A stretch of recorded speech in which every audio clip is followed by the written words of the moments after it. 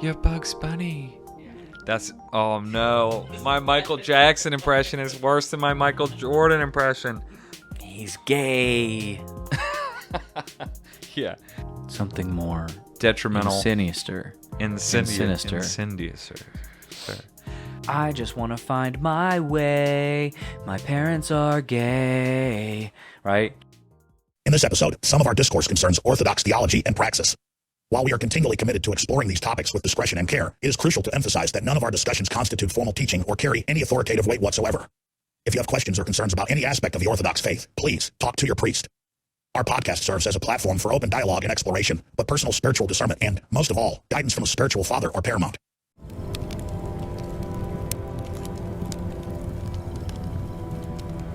It is later than you think. Okay, let me just ask you real quick. How many hearts would you say? How I many have right now. Yeah. Heart containers or hearts? I was kind of going to ask both. How many heart containers do you think you have accrued in life? I'm probably at 20. I'm probably at like 20. I'm not even lying. I probably started with 3, at birth. And I probably didn't get my 4th heart container until I was like 24. 24. Yeah. And then I've kind of steadily added them. And I'm probably tonight at it's like 17 or something. Not bad. Yeah. I'm feeling generally high vitality. Mm-hmm. I'm feeling, but the thing is that I know that there's a lot further to go. I know that I can definitely step it up in my next decade because, I don't know, you think of 40 and you think like, ew, gross. Ooh, gross, disgusting, 40. Yeah. But then again, you think 40 and you think like 38. You're like, oh, shoot, there's dudes that are 38 or 40 and they don't have a single gray hair yet. Not a whole lot of them. A lot of them at least have a little bit in their beard or something like that. But like young looking, good skin, big muscles. They're not tired. Mm-hmm. They're just like nice pecs, good smile. They've got vril. Mm-hmm. They're oozing something. Slime. No, that's not what I was going for. They're oozing. They're exuding slime. They're ejecting. They're ejecting. Yeah, that's crazy. To think that they're like Chris. He's a high vitality man. Yeah, and it doesn't seem like he tries very hard. I think I talked to him about his workout regimen. He works out like once a week. He'll just like do some biceps in the basement. He'll be like, crank out some of them, crank out some of these, and he's like, I get a good pump, and then I'm just kind of done. I'm like, all right, well, that's cool. That's a cool thing that you're just a tall, handsome man that doesn't have to really work out that hard, and you're looking pretty good. Yeah. But anyway. Well, that's cool. Yeah, hearts right now, though, I don't know, probably half. Nah, probably like 75%. Yeah, I guess I lied when I said 17 because I didn't get great sleep. I kind of did myself in a little bit. Yeah. Yeah, just wanted to check. By the way, Super Chats just came in. So Super Chats. Thank you, guys. Keep them coming. Thank you, guys. I just saw this was our first one for today. What was the message attached to it? I guess we should read it, right? Yeah. Who's going to drop $100 and have us not even say their screen name or their question or comment? Yeah. This is from Steeny Travis. And he wanted to ask He's us, a friend of the show. He's a friend of the show. That's his real name. It's a real name. And he's actually asked a real... Steeny Travis has been with us, I think, since day one. He was one that like saw our promo, and 100%. One of the first in the comment sections of every vid. 100%. So Steeny's sent us $100, and that's what we like to see. And he say to me, Steeny asks us, when are you guys going on the road? Good question. We can, let's just say we'll cross that bridge when we come to it. Yeah. 2 out of 3 dentists recommend Sensodyne. Why do you think that is? Are you trying to say something about... It gets through the enamel and straight down to the nerve. Did you ever pick up bad habits from friends physically? Not like, oh, I picked up a cussing habit, but like... What is that? What is that? Just like tossing your hair or... That's one of them? Or, okay, so the reason I ask is because I had this friend back in high school. Still have him. Talk to him maybe like once a year. Mm. And his particular brand and style was like bad... No. Bad animatronics or bad graphics. Like, he was the physical embodiment of... like an Oblivion NPC, like doing something weird. Why? He had bad graphics, personally. He had bad graphics, but he also, it was like a funny thing that he played up. So it would be like he like became a glitch for a laugh. And so we did it back and forth, and it got to a point where it was our only like we would always be in glitch mode, and we'd be like doing like weird hand motions like this, and like I was just doing. Like, I think you should leave, like, whenever he's like, this is clearly pushed back, right? Yeah. But that type of stuff, like sharp hands. You think this is slicked back? Yeah. Anyway, I picked up that bad habit, and it literally has never left me. I'm almost, I'm 28 years old, and I still do stuff like this, and I catch myself, and I'm like, oh, the people I'm doing this to don't get it. They might think I'm actually retarded. Yeah. Because I use my hands like this. So speaking of, I guess this isn't like a perfect one-to-one comparison, but speaking of like a comedy rut that you get into, the goons that I hung out with in college, and I got to catch up with all of them one by one, TBH. But one of them, for no reason, anything you said, anytime, he would say true, but he wasn't making a joke. And he was just saying it, and it was like weird because he wouldn't just say it in response to you saying something that was true. You could be like, hey, I'm going to go to Fat Patty's for lunch, and he would be like, true. And so then another of our friends started making fun of him and just being like, true, all the time. And then we thought that was super funny. So then me and two or three other guys started saying true. And it was funny for like a couple of weeks. Yeah. But then as it stopped being funny, in other public situations, we're like true. And I haven't stopped saying that word in the wrong. And that's a cool thing. Like, looking back on it as the narrative, it's like awesome because you have imprinted upon you, him. But it's ironic because something that is not going to go away, and they are probably all still doing it too. Well, the sucky part is doing it like in a social setting that don't know those people. Now it's ironic because they are probably thinking the same thing about you as we were thinking about the first guy to say. Exactly. But it's like a tattoo on your psyche. Yeah, that's right. But people can see it, and they don't know the story. They don't need to know the story. You can tell them the story of this tattoo. Like, oh, yeah, I got this one because this girl that I loved or something like that. Yeah. But you don't always tell the stories of your tattoos. It's like a verbal tattoo. Like, if you say, you see. Yeah. Jay Dyer had his little tattoo gun out and tattooed that on your soul. Yeah. I'm saying, the Cappadocians you see. Yeah. Yeah. Exactly. That's what's up. True. So what are we talking about today? And what is it? It's Cursed World. It's Cursed World Problems. It's Cursed World Problems is what I actually meant to say. It's Cursed World Problems podcast, baby. Idiot. Cursed World Probcast. The Cursed World What are we talking about today? Would you go to Cursed World Prom with me? We're going to be hosting a Cursed World Prom next spring. One might call it a gala of sorts. Invite only. So be looking at your inboxes. Yeah, and we're not trying to be weird or anything. And so in high school, only girls and us. And they're not allowed to be over 18 because think of it, it's weird otherwise. Think about when girls or guys would bring somebody that's like already graduated high school. It was weird, right? Yeah. So we don't want to make that same mistake. This is a girls only prom. We're the chaperones. Max age 17. And it's going to be Next, really... We're talking about... It's a good idea. It's good. We're going to be talking about media and tech. Yeah. Kind of a continuation of our last episode. Am I correct? yeah, if we air them in that order, and if we don't, then the people are going to have to Well, the last time deal with it. Yeah, the last time we recorded, we talked about cursed tech. We got into a bunch of things, but we didn't really get into half of what we wanted to. Somehow we rambled for an hour without actually hitting key points that we had lined up. That's good. You should burp more on the episodes. I was thinking that. I wrote that in the notes. Also, I was noting that sometimes one thing that I do, just let's get all the housekeeping out of the way before we get into the deep Hold stuff. on, before you do that, Super Chat just came in. Oh, nice. Dude, a second Super Chat. Back-to-back Super Chats. Is this from Steenie again? Yes, this one is from our #1 patron. By the way, throw this on the Patreon.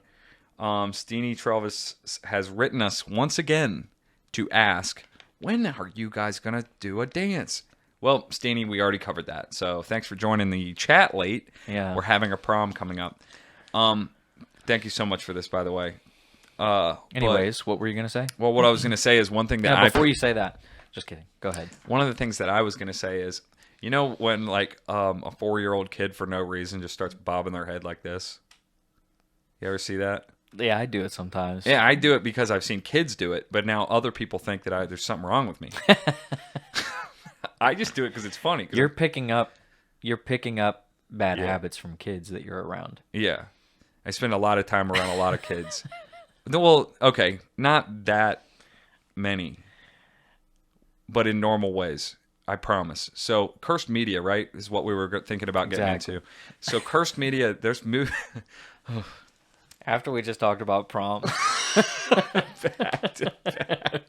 to back. Yeah. Yeah. Is it hot? It's hot in here. Should we tell the story about that guy at church? Let's save that one. We'll save that one. Okay. I will sub in a different story, though. One time, Ben and I in Berkeley Springs, West Virginia, it was a hot summer day, and we were like late teenagers, and we decided to get into... For those at home that don't know, there's something called George Washington's bathtub. It's like something carved out of stone in the ground that has water in it. And supposedly George Washington really bathed in there at some point. I don't know if it's true or not. But we both climbed in there just for a laugh. And when we got out, there was like a 75-year-old man who was like, you boys, I remember being young like that. Ah, boy. But your shirts are all wet. And I mean, if I were you, I'd just take those things off. And we were like, yeah, well, maybe. And he was like, seriously, you can just take them off. It's fine. And we were like, all right, we're going to. And he's like, just take them off. I swear. He started getting relentless. So we like took off. We're too old to be So molested. we took them off. And we didn't want to be rude. Yeah. So, all right. Now we got that all out of the way. We did the super chats. Cursed. So big picture. Big picture cursed media? Big picture cursed tech, cursed media. It's not all just neutral, right? Mm-hmm. Actually, most of it is I would argue with an agenda that is counter to your best interest. Yeah. Right? It's not just people want to make money, people make media to make money. It's almost always tied in with as we talked about last time. It's the most base form or lowest foundational thing in the pyramid that kind of anyone doesn't have. You don't have to be like a conspiracy brain or anything like that. Most everyone is into the idea of corruption exists, and money. The people want to make more money, so they're going to do whatever it takes to make money, and they just want your attention so that you can get ad revenue and all that, and that's definitely part of it, right? But there's also more, I think what we're going to be bringing to the table today is that you can put on certain glasses whenever you watch movies or hear music or whatever, and kind of see what is going on behind that. Dude, that's huge, because I think the powers that be don't want us to ever recognize that there is a massive, massive struggle going on, a massive drama that has deep historical roots and deep philosophical roots. Because if we don't see it that way, then we're totally easier targets for anything, because only without that conception of the world, that there is a massive struggle going on, like basically in the heavenly realms, but it's being played out by human actors. If you don't have that conception at all, then it's easier to believe that like whatever media crosses your screen or comes through your headphones or you see in advertising or just movies that come out or TV shows or books that are written or anything, that they just happen to be that way. They're just following culture, and culture is just this aimless thing. It doesn't have a mind. It just happens that way. It's just gravity and things. What is it that people say? Culture creates our art, or art creates culture, or whatever. I'm not sure. I know people say reflect. One of them reflects the other or something, but it's kind of like they say art imitates reality or vice versa. Yeah. That's what I'm thinking of. Yeah. But what is reality? So that's the question. And what we're, I think, going to get into a little bit is saying, instead of saying coincidence, I think not. We're not going to be that soft with it. We're going to say, no, it's so obvious. If you look at everything since the beginning of television itself, since the beginning of movies, since the beginning of recorded music and pop stars and rock bands, etc., and beyond. And beyond. But it's just so it's always, to open it up, there's never been more power in the hands of whoever has power to sway the masses, to have a direct impact on your psyche and imprint something like than there has been in the last 100 or so years, 150 or whatever. Yeah, when does the TV existed? The TV has existed, perhaps. I suppose you could say. You want to look into that, Jamie? Yeah, Jamie, can you pull that up? Actually, 100%. I'm gonna guess 1913 was the first television. Was that it? Late 1800s is when the first. No freaking way. They were still driving horses back then. Homes until the 50s. Yeah, that's cool. They didn't have homes until the 50s? No, just huts. That's wild, dude. That's crazy to me. Thanks, James. All right. What were we just talking about? Dude, the big picture. Oh, that there is an agenda, and there's never been more power in the hands of those bad guys than there has been since the TV's come out. And that it's evident because the pattern that you see in all the media itself, it all works together. You don't see, like, every once in a while you get a piece of independent something or other, but they're few and far between, and they are clear outliers. But it's insane because right now it's like the frontier. Like, not right now, but like right now, internet made things like decentralized, which is it's mind-boggling when you stop having the perspective of doom and gloom. The world's going to end soon. Up in his room, Dexter's lab, right? When you stop thinking like that, and the rapture's coming soon, and and you start thinking like, oh, it's only 2024, that you start to understand that like the internet is a game changer, and they really don't have control over it. They have a lot of control, I guess, and like Google and like the way that people typically go about searching for things and getting their news and all that. But you can't really put a lid back on that. No. Unless there's a grid down situation, of course, then you can't really have that information available. But like as it is right now, power is in the hands of the little guy as much as it is in the hands of anybody else. People talk about legacy media and stuff like that. It's like a real, like, thank God for Steven Crowder for fighting against Fox News and the legacy media, CNN, NBC, MSNBC.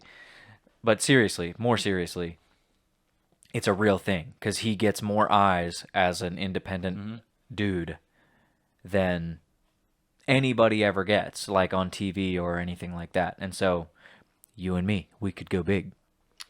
We could get 100 people listening to us. Yeah, and people are going to call us a modern day Steven Crowder. Yeah, exactly. I don't want to. Yeah, I don't want to. If we're standing on the shoulders of giants, which we'll get into giants here soon, believe it or not, we're standing on the shoulders of giants. We're going there. Yeah. I'm saying it. hey, Hunger Games. Everybody has their pipeline. Right. And Steven Crowder is at least somewhere in He's up most there. people's pipeline. Yeah, he's upstream for probably like 90% of our potential. I don't know who's listening. I don't know. We've talked about it you and me for sure, but like I've talked about it with lots of other dudes online where we'll always kind of like we'll do like our pipeline where you started and where you are now, and you list all the names of people that you like, boom, boom, boom, like lily pads. Yeah. And it's always something like Ben Shapiro, Steven Crowder. Oh, I just heard about. Yeah, so last year I was watching a lot of O'Reilly Factor, and then I discovered this Ben Shapiro. Like, Yeah. have you seen him? Yeah. This guy, he destroys people. Yeah, like and he doesn't liberal, care. just libtards. He's brutal. Yeah. He is brutal. He will destroy them, and just with like. Did you see him on that rap video?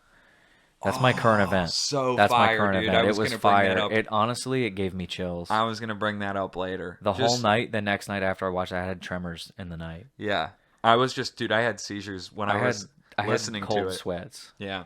I was listening to Coldplay, and I was listening to Coldplay. Then I turned that on. It was like 0 to 100. Like, it's what rap always needed is like Facts don't and care logic. about your feelings. Da. Yeah. And listen up, homies. Subscribe to my channel. Yeah, don't get me Something like started. that. Most rap I don't listen to that you can't spell crap. But without. that I can. You That can't- I can. You F can't with. spell rap without. You could spell rap differently if you added a C on the front. It would be called saying crap instead. Exactly. And that's what I always said, because most of the time rappers, all they want to say is yo yo yo, smoke drugs, take drugs, shoot my gun, and I'm like, oh, this would be so good if it wasn't so like just libtard. Yeah. So then when Ben Shapiro comes on, and he actually takes it and he turns it on its head, and he's singing about like facts don't care about your feelings. Israel is our greatest ally. Yeah, man, you don't have Nuke to Iran. you don't have to tell me, man. You're singing in the choir. Iran. You are Nuke singing in Iran. the choir. Nuke Iran. Nuke Nuke Iran. Iran. Nuke Iran. I love Ben that. Shapiro. That line was so good. I love when he said that. I love when he's like, So they have more of a capacity than ever before in human history. Like before, it was like, okay, they could wield the iron rod on your nation and like make you a slave, I guess, whatever. Mm-hmm. But now it's like they are inside you.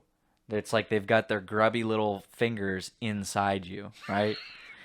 Controlling you Right, from like a inside. puppet, yeah. It's like they've got the back end, like they know what's going on in the hardware, Mm-hmm. so they can reprogram and download new software in your firmware. yeah. And make you Get firm. like, they can make you hard and firm. Yeah. Like you're not a soft little sock puppet no more. You're more like a Pinocchio, like you are wooden. Exactly. Right? So essentially, if I'm getting what you're saying, we'll just roll with Essentially, the punch. Oh, basically- super chat just came in.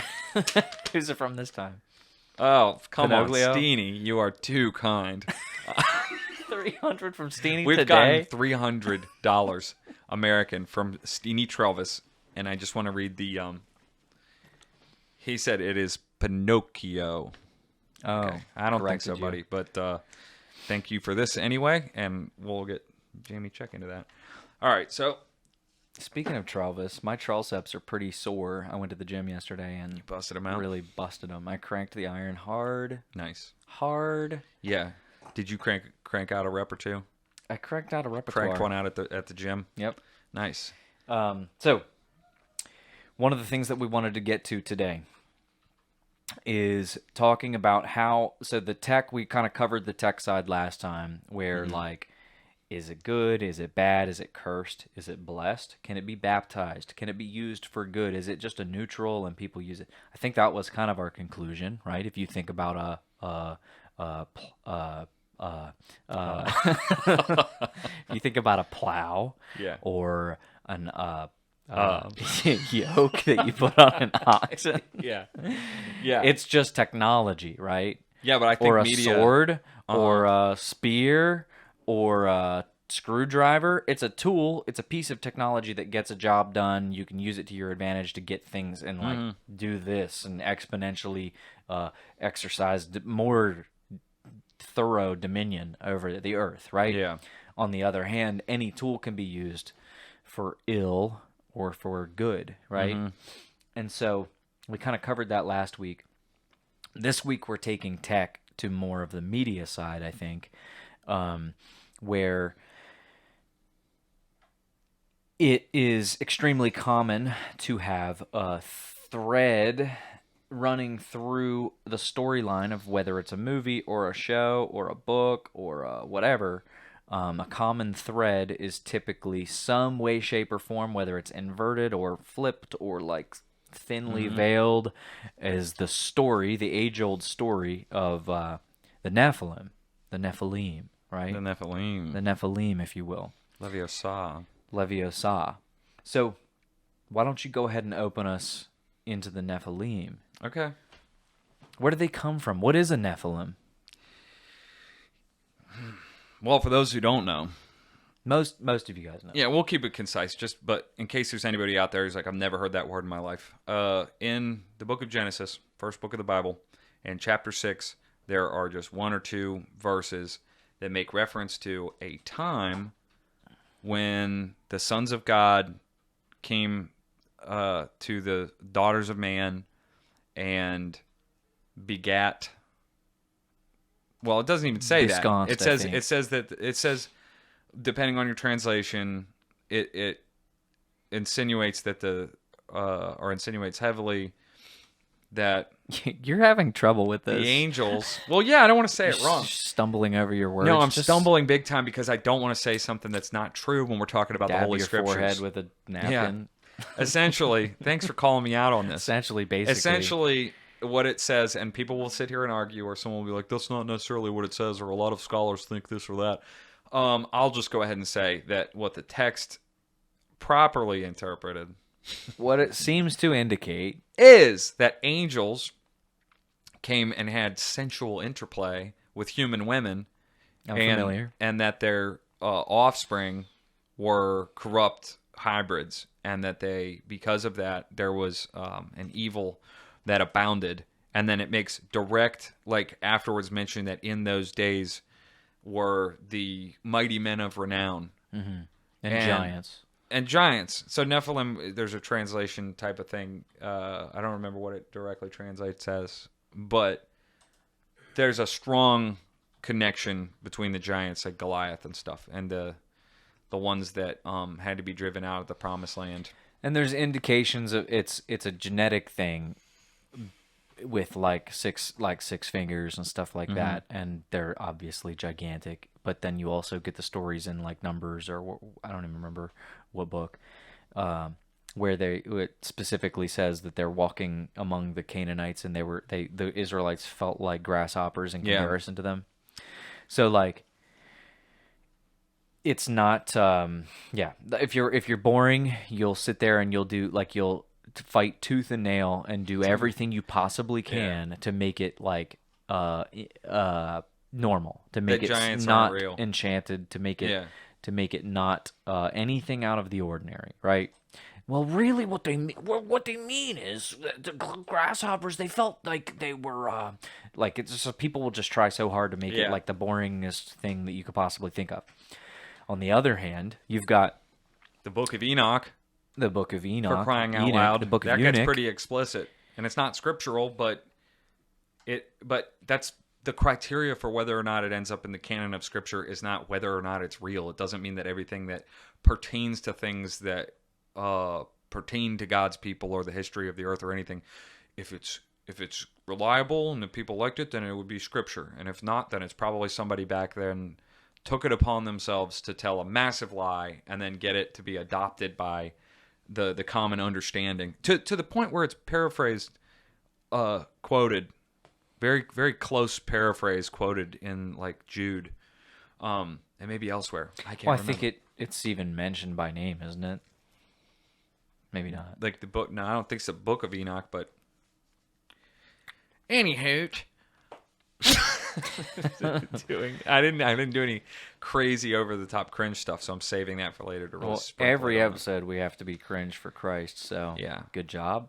Thank you. So All that to say, we were talking about things being most stuff, if you pay attention to it, if it's at all like sci-fi or fantasy related, or a lot of times it's not, or it's superheroes, superhero movies or anything, it's like Mad Libs, and if you take out some of the major players and replace them with other words, it is the Nephilim story. Or something Turn that mic approximating closer it. to your face. Right now? Turn that mic Or you want me closer to to wait? your face.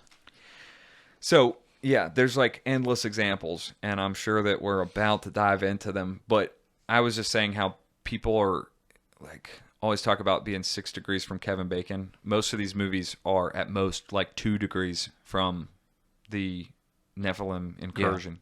Yeah. This is a huge deal for me. I was sick from school today. I want to be the guy coming out of the theater. It was great. You know, that's who I want to be. I thought there was going to be people here already, and it turned out there wasn't being. I was like, wow, I'm the first one. People have been awaiting this for like 16 years. It's grabbing history and maybe going with it and becoming part of it and giving a story to our children. It's going to be one of the many wonders of the world. There are now 8 wonders of the world. 10 loved it, 7 liked it or thought it was okay, and 2 are no longer First World fans. It was good, dude. It was really good. So worth it. So worth it. Thumbs up or thumbs down? God, I'd put my feet up if I could. It's fantastic. Good special effects, good story. What'd you think of it? I think it was excellent. Okay. I think Justin Collins did a fabulous job, special effects.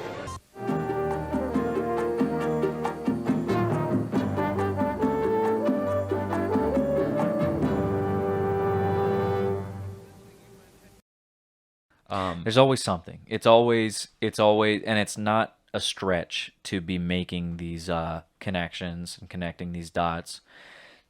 It's not a stretch. It's like, it's kind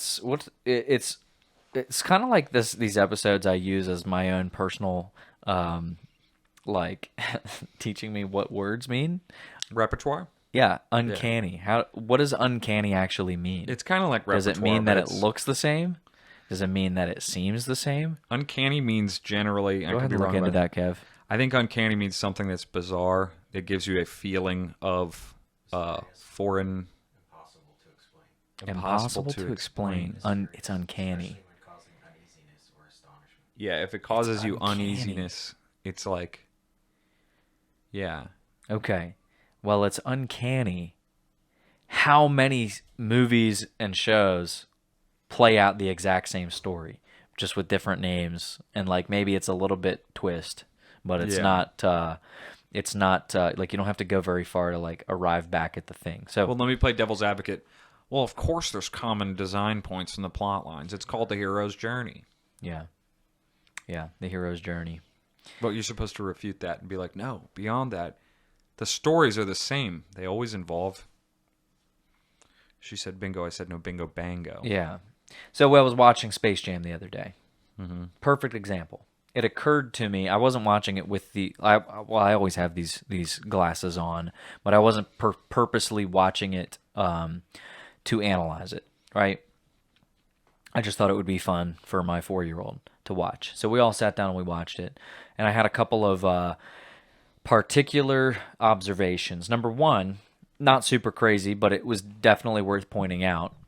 Michael Jackson in that movie keeps his cool throughout all of the wildest things, right? You're Bugs Bunny. Yeah. That's... Oh, no. My Michael Jackson impression is worse than my Michael Jordan impression. Please let me try again. Give me another shot. Let me do another shot. I'll do Michael Jordan this time. Just do like... Let me just do Michael Jordan, All right. please. Just let Go me ahead. redeem myself. Falls down the hole or goes into the golf hole. He's got birds floating over his head. He's about to come to. He sees the Looney Tunes and he's like, yo, dog, yo, Bugs Bunny, mate. I panicked. I'm so sorry. Please just don't put that in there. Anyway, so Michael Jordan is like seeing Looney Tunes, hanging out with Bugs Bunny, seeing aliens, getting like whenever the monsters come through and like pummel him into a basketball-sized shaped thing and bounce him around and slam dunk him. He comes up from that. And he's like, "We've got to get to work." Like he's just like, I guess, I don't know, whatever. It could just be like he's not cut out for acting. So what's your or alternative theory? Like, yeah, are you saying that's spooky? No, I'm not saying it's spooky. It's just observation. Okay. It's just interesting to think about, like, if that happened to you, would, like, he was gone away from his family for days. He's just like, I'll help these guys out, Yeah. right? And then Bill Murray somehow gets down there too. Like, very weird. Anyway. So observation number 2. This is where it actually becomes relevant. Mm-hmm. The aliens, if you're not familiar, they come from Moron Mountain or something. And Danny De Niro voices the big boss with the cigar. That's right. And he says, "Go and get those Looney Tunes for me," right? That's it. He sends them right down to Earth. Have you been practicing? He sends them right down to Earth to get those stinky Looney Tunes. So they go to Earth. Those Looney Tunes get me so riled up. All right. So they go down right down to Earth, and where did they go to find the Looney Tunes? Their space shuttle goes right down into the ground, and deep down into like Sheol, and through the Warner Brothers eardrum, like the thing that Porky Pig, I guess, I don't know, whatever. Yeah. And then they pop out in the hollow Earth, sun shining and birds chirping, and they're in Looney Tune land, right? Yeah. Kind of weird. Like, We didn't is question that in it. our Earth? Is it just like, I don't know, like it just seems a little bit. Why would they do that? Mm-hmm. Why did the Looney Tunes live way down Yeah. under? And then number 3, the very obvious one. This is where we tie it to the actual thing that we're talking about today. Is the aliens. I don't believe in aliens. Maybe you do. I don't know. We've never really talked about I'll it that never much. tell. I think it's all kind of demonic activity to some extent. Yeah, it depends on what you mean. Like, that's just a semantics thing. I mean, yes, I people- believe in aliens. Like, what? But, yeah. Like, they're not, like, I don't get there. think that there are other planets with life forms that are equal to, not equal to, but like similar to humans or whatever, that they're just smarter. Or what, like, I just don't think that grays are a thing other than just bad guys, demons, right? So the aliens, the little short dudes on Moron Mountain, come, and then they do a deal with Bugs Bunny, and they say, well, if we could beat you in a basketball game, we get to take you back to Moron Mountain. And they said, and so they went to this NBA game, and they go and they're like scouting for the highest skilled players on Earth, right? And how do they get the skills? They turn into this like vapor, I thought it was like Gooby Gobby. amorphous gooby gobby ooze form, but it's like clear and like floaty, and they swim down onto the court and then straight up their nostrils, right? Dude. Hold on. And I so- hate to pause you. If you can hold that thought, I gotta fire this off. For the older generation, little bit older, there was a show called Alex Mack, and this was on Nickelodeon, like mid or early 90s, I think. And she also turned into a liquid because of an accident. Like on the road, there was some chemicals, and they like mingled into her whatever, and it became her superpower. And then you have the Capri Sun commercials. Yeah, exactly. And you have Terminator 2. That guy could turn into liquid and go through keyholes. Yep. So if we're talking about common like design points, I wonder if there's a corresponding real life thing. There's shape-shifting, obviously, but what about shape-shifting into like a liquid or... Anyway, all right, keep going. Maybe we can hit that later, because I have never explored that whole thing. Yeah, well, so it came up the other day because we were talking about that. Our producer was mentioning the idea of, if you don't mind me saying this dream, right? Or something like that, right? He said, man, I had the wackiest dream. I had a dream that we went to church, and after church, we got handed these like little sticks, and they looked like little Celtic knots or something. Like it was like a meaningful thing. It wasn't just like a coffee stirrer, but it was like a stick, handcrafted. And after church, everybody came out like after communion or whatever, and swabbed way up in the inside of their nose with this Celtic knot looking stick to get rid of or prevent or take out, extract unclean spirits, right?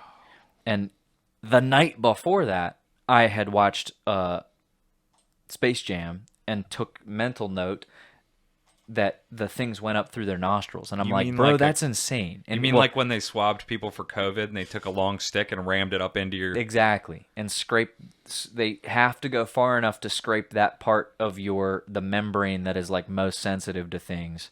Someday someone's gonna do something about all that.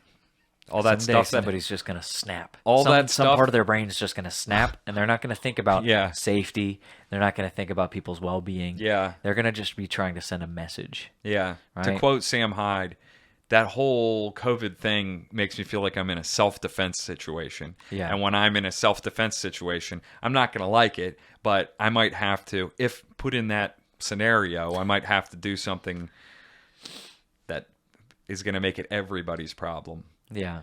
Anyway, so I was thinking about COVID and them sticking it up people's noses. So on the same thought here, he mentioned that dream and was like, and it got me thinking, what if there's some significance spiritually to like your nose or whatever? And then I piggybacked off of that with like people talk about ancient cultures, like Gesundheit and bless you or whatever. Whenever you sneeze, like they want you to keep your soul or something like that. But that we hadn't even talked about Space Jam at that point. I was like, bro, are you serious? Because I literally last night just watched Space Jam and I, talked about how they go up in through your nose to possess the basketball players, right? Mm-hmm. And then come back out of them with their all of their skills and all of their power. And then while they're in them, they're shaking around and they're dancing and they're doing their thing and saying, "Holy Ghost Spirit, come up!" Yeah, I'm just kidding. They got real charismatic. Yeah, they got because real of those charismatic. demon monsters that came in them. They started. Yeah. Shamalaka. Right. Anyway, no, they didn't start doing that, but they were kind of moving around like that. But then they lose all their powers. They lose their mojo. And then what do those aliens do? They take the mojo and they become giant freaks. They become giant, like towering, humongous, powerful, muscular muscle hunks. And they call themselves the Monstars, right? Yeah. And so, or I believe Daffy Duck coins the term and says, no, they're the Monstars, right? Yeah, that was good. And so, anyway, how does that tie to Nephilim? Because it does. Well, of course it does, because you're talking about giant monsters. It's a little bit, it's not a perfect one-to-one That's what I'm saying. comparison. It's like you have to be able to kind of stretch a little bit to understand. Yeah. There's... It's not going to be like an allegory. It's not going to be like Lion, the Witch, and the Wardrobe, where... You mean not an allegory. Is it an allegory? Yeah, I think an allegory is where you tell the story, but everything is an analog for... Like, everything is a stand-in for the real thing. Is an allegory. Did you know that C.S. Lewis and J.R.R. Tolkien were part of a secret book club called the Goosebumps Stinklings? Yeah. That's crazy, man. I thought those came out a lot later. Yeah. The show scared me, though, but I didn't know that. Tolkien... He did the, what was it? The Night of the Scary... I've always despised analogies.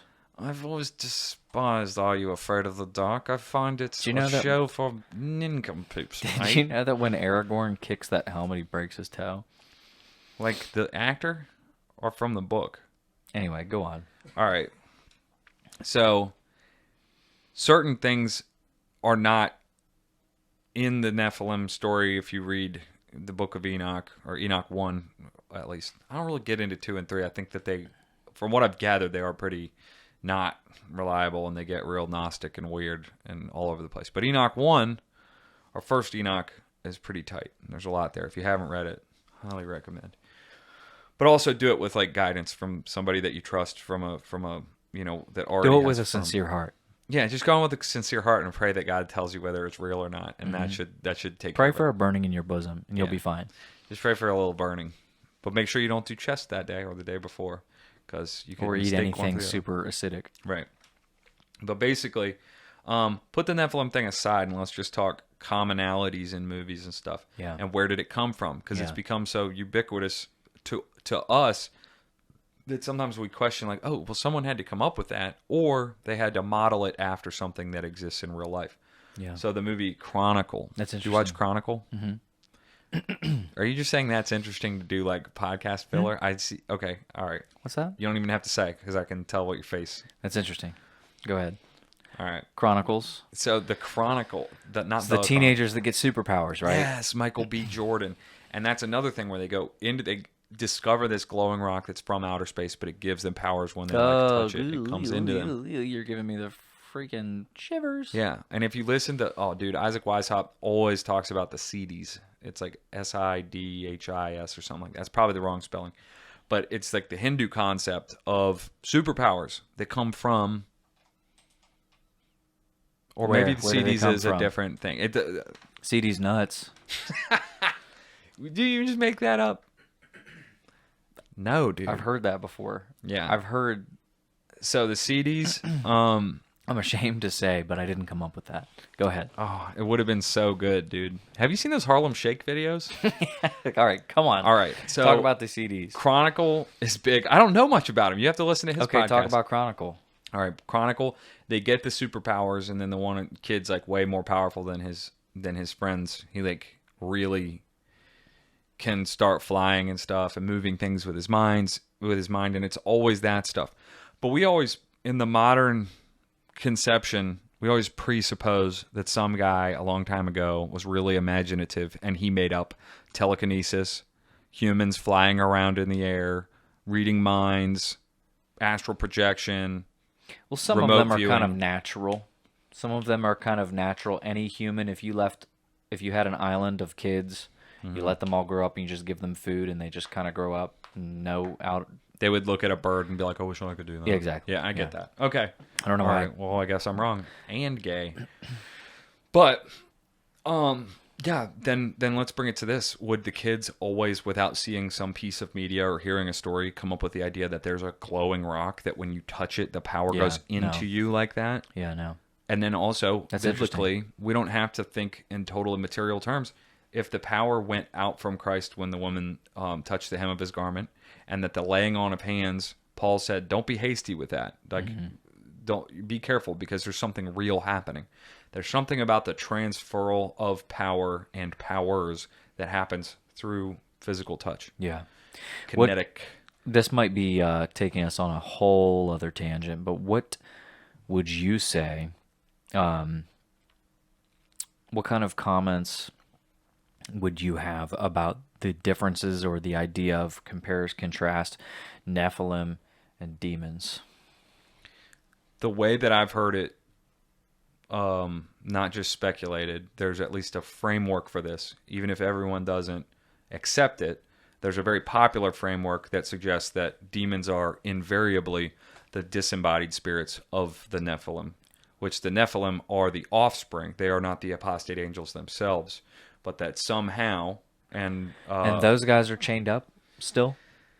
The angels that first decided to come down and do this are the ones that are locked away. That is spelled out in Enoch. They're the ones that are locked away and they asked due to Enoch, come back, right? Aren't they? They asked Enoch to go and ask God to be nice to them, please, because they really shouldn't have done that, but they're just rascals. Wasn't and God there something said, in there also about, like, say Michael the Archangel or something like that, like being the Punisher, and some other, like maybe like other angels witnessed like the horrendous stuff that happened to the angels that rebelled or whatever, and they were like scared you got straight. me there. I don't know. Maybe I made that up. I don't think I made it up. I definitely heard it somewhere. Well, it could be Enoch, or it could be one of the other. Like I think like they were like coming back and reporting like. Like, you guys do not want to do this. You do not want this, right? Yeah. Something like that. I don't know. Somebody will have to... Well, and it's okay, too, because I don't want to purport to be or pretend to be or have the ambition to be like a Lord of Spirits type thing. Hey, we keep it high level. We speculate. We get a little. We testiculate more than anything. We testiculate and we get tistic with it. Exactly. So demons that affect us and attack us and shoot fiery darts at us, disembodied spirits of the Nephilim, they get their rocks off on keeping souls from becoming closer to God. Yeah, there's something... Stealing the likeness, keeping us out of the likeness of God or something like that. They're not. I guess they're just inclined. Is it out of jealousy? Is it out of... Well, they wander the earth. So the demons that possessed the, what do they call him? The Gerasene demoniac. He's from someplace that... They said, please send us into the hogs. Yeah. And please send us into them hogs. Them hogs. We want to go hog wild. Yeah. I think I'm like... Are we in over our head? We're in over our... We're in over our out of our heads, depths, dude. baby. So maybe we just... Can we actually not do this question? If What that means. If I get you should another... have just said what that means, and then enough said. If I get another $100 from Steenie saying, no, you have to do this question, I am going to be livid. What other movies? So we talked about Space Jam a little bit. And just wrap that up, because you were on a roll. Wrap it up? Well, no, I jumped in with all this wacko nonsense. Well, I mean, I think it ends essentially, so there's some sort of demon, whatever. They steal the powers. They become the Monstars, which is kind of like a inverse of the order of events or whatever of the Nephilim or something.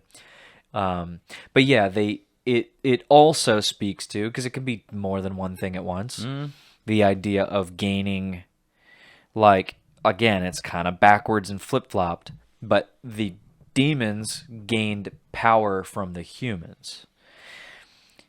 In a lot of stories here on Earth, the humans are trying to gain power from the demons and promised this, that, and the other for their soul or for whatever, right? So they do a deal with the devil or whatever, and then they become a guitarist. Yeah. Or drama or whatever. Drama. Music. Music. They become a great drama. Yeah. Man. A man of the drama. Which a is man crazy of the theater. because one of the first... He's gay. Yeah. Whenever Willem Dafoe was like, he's gay. Yeah, it's a good one. That one's so hot right now. No one is so hot right now. That reel is so hot right now. So basically, also the Looney Tunes themselves, they exist in cartoon land, in the earth, in the depths of the earth. But it's so sunshiny and happy there. And then they are otherworldly. And so are the Monstars. So and where do we see them? Where do we see the Looney Tunes? On the TV. On the... Dude. And the kids in children Michael Jackson's kids are watching the Looney Tunes. Not Michael Jackson's children, the children that his friends that are children are watching. No, they were his kids, huh? Yeah, Michael Jordan's kids. Right. Yeah. He's watching. They're watching the TV. But that's a great point. But we got to do this one step at a time, or else I'm going to lose it. We're getting scattered here. We're getting scazzed. So I was just making the point that it seems to be subtly promoting the idea that there are two classes of otherworldly beings that you can correspond with and get their help or count on them to you interface with them. And they're the really kooky, fun, wacky type of immortal beings that can have an anvil dropped on their head and be okay. And then there are the... Right? Did I just slide that in there? And then there are the Monstars, and they're the pointy-eared, gross ones. But it turns out at the end, there's room for them too. We can all be friends at the end of the day. They're just misunderstood. So on that note, a couple years back, there was a commercial. I think it was like the 2021, whatever the big soccer game is, Stanley Cup or whatever. Yeah, that's right. And so. Actually. The You're like commercials 10 for 10 leading up today. the commercials leading up to that were, oh man, dude, it was. I'm gonna be rusty on all the details here, but it was a promo for the game. There was also at the time there was a movie that came out a couple years beforehand about that very event, about that very tournament, right? And in that movie. A portal opens up in the middle of the game, and people come back from the future, and they say, "We're here to warn you guys about the alien invaders or whatever," right? So there's that. Now, fast forward to the actual event in real life. 2021 is a big hyped up event, right? And you get the ads for it are, I think, like the flag of one of the teams that was playing, Qatar or something like that. I don't freaking know. And so the flag has a face and eyes and a mouth, and it's talking to you, and it says, "Hi, my name is Flaggy," or something like that, right? Right. So this flag was telling the humans through this ad. He was saying, "Hey, you guys think you created me, but I existed before you created me.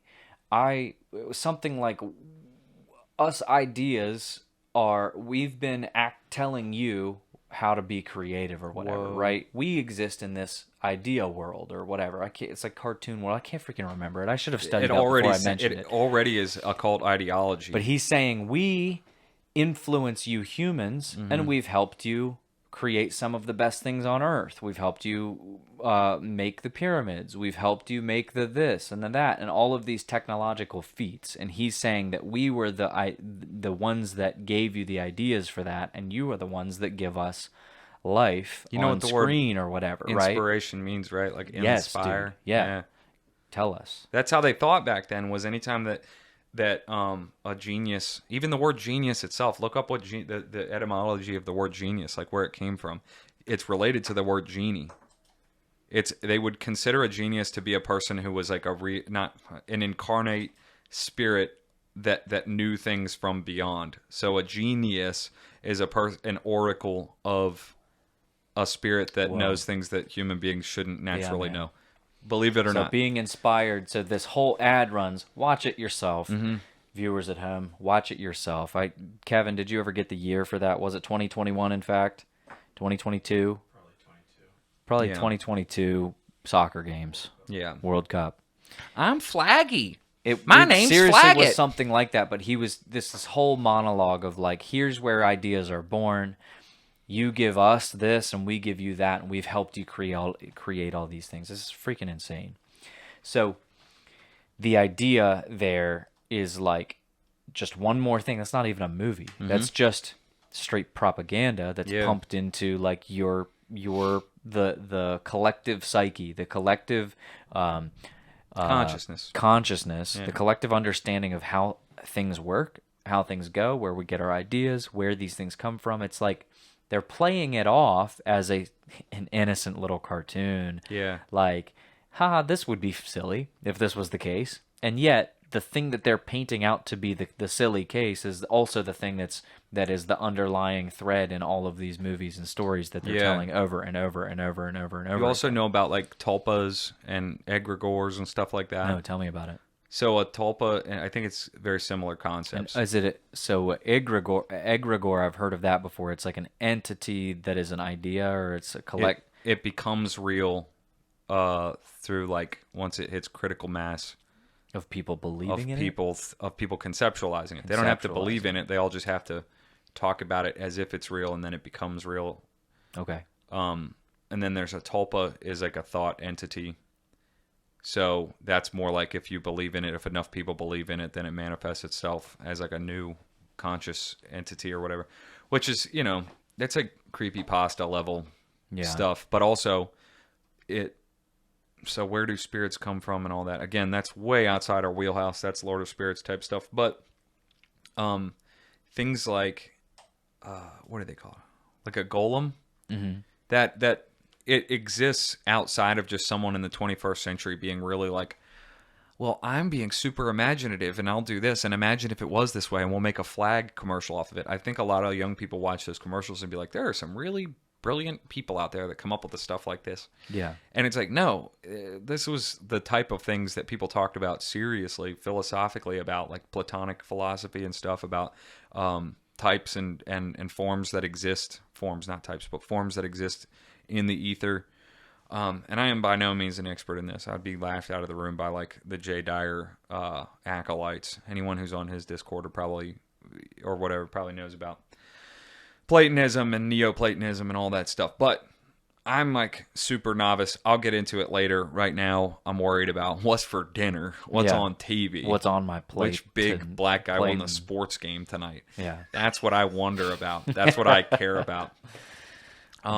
Yeah, totally ripping that joke off from like a Sam Hyde bit. Yeah, where he puts a great one. Yeah, you know it. For those who don't, he puts a machine on himself to like electrocute his brain. It's the retardation machine. Yeah, he lowers his IQ by putting like electrodes on his head, and then when he comes out of it, he's like, "I want to watch TV." Anyway, so another one that is Link in the extremely description. that you know how we were talking about Space Jam isn't quite 1-to-1, and it's a little bit of a stretch, and it's like not very convincing whenever you like your only example is something that's a major freaking stretch, right? Well, as the resident anime expert, Naruto Shippuden, Naruto, classic anime. I would never recommend it to anyone unless they were already like watching things all the time or whatever. Yeah. I don't consider myself much of an anime head. Yeah, if somebody's like not really into the anime and they're like, "Oh, I'm thinking about looking into it," or like, "I've watched Pokemon growing up. Do you have any recommendation?" I wouldn't be like, "Yeah, watch Naruto." Yeah, I'm not gonna commit you to like 1,000 episodes of something. Yeah. But if you're already inclined, whatever. Point being, it's blatantly obvious in there, which I find that a lot of Japanese stuff is. A lot of the animes are like unbelievably in your face about the demon stuff and like whatever, where it's like it really is. It's not even thinly veiled. It's like not even veiled at all. It's like they're just telling you straight out, right? But with Naruto, there's like 9 villages, right? 9, the number 9, the 9, right? Yeah, order there's of 9 angles. villages. Look into that. And each one of them has what's called a Jinchuriki. And what that is a demon that inhabits one member of that village, and it gives them incredible power to use and wield against the other villages, right? So there's 9 of them, and the most powerful one is the 9-tailed fox, which is in Naruto, the main character, right? And so you find out through watching the whole thing that like long ago, these ancient spirits were created by like some cosmic goddess or something like that, right? And that they are you texting right now? No, I'm looking something up about Enoch because it's going to fit right in.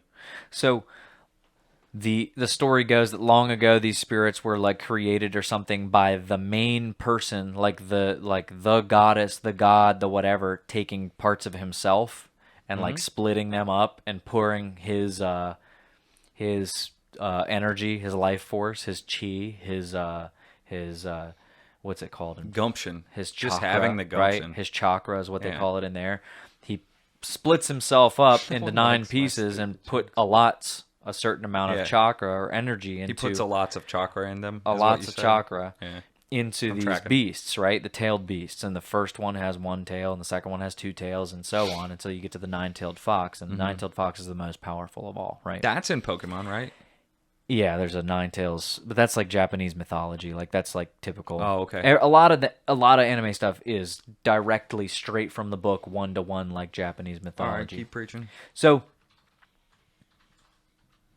the spirit inhabits one like person in each village, and they're like unbelievably powerful, right? And it's almost like like nuke type stuff. Like they can use these beast bombs or whatever that like basically is a nuclear weapon. Which do you think? Side quest. Do you think nukes are real? Do you think Hiroshima and Nagasaki was like a real thing? Probably. I start with probably. I would say so. I start with probably until I've read like enough. Gut. What does your intuition say? What does your gut say? I would say, yeah. Yeah, if I'm being like really optimistic, and I've had like half of a Miller High Life, I'm like, yeah, they're fake. We're not in any danger. There's no such thing as nuclear war. But before that, half of a High Life. But I don't think it's too crazy to believe that they're not, and it was just a big propaganda thing. Yeah. I mean, it's like the moon or whatever. It's like like anything else. Like it's not that hard to pull one over the masses and say that something horrific happened. Let me fire one back at you. Let me touche you. Do you think Bionicle is real? See, that one is one that. Okay, all right. Skip that. Can we actually not do this? Can we actually not do that one? Yeah. So anyway, it's very clear. The villages depend on the power of that demon, right? Yeah. Because that's their force against all the other villages. They fight each other, and they're constantly like fighting each other's things or whatever. And some of them are in peace with each other, and some of them are allies or whatever. But it's very clear. And then even further, here's where it gets kind of crazy, where it's not super related to Nephilim, but I've always thought it was very curious. The like main bad guy in the show, his his motivation, his thing, the thing that he's trying to do, his evil plan is to, since pain and death and evil are so hurtful and he doesn't like them, his solution, his final solution, is to cast a spell, a genjutsu, an illusion, over the entire world to put them in a peaceful... That's wild. Delusion. A peaceful delusion of like nothing bad happening. They're in complete whatever. And listen. It's like the Matrix where your body is in this tube and it's got all these things hooked to it and you're just a battery. Yeah. The same thing. So the way that the genjutsu is cast is he reflects. They use their eyes to look into. Oh my gosh, this gets insane. Yeah. So they use their eyes to cast a spell over someone to get them like seeing the fake illusions, right? Yeah.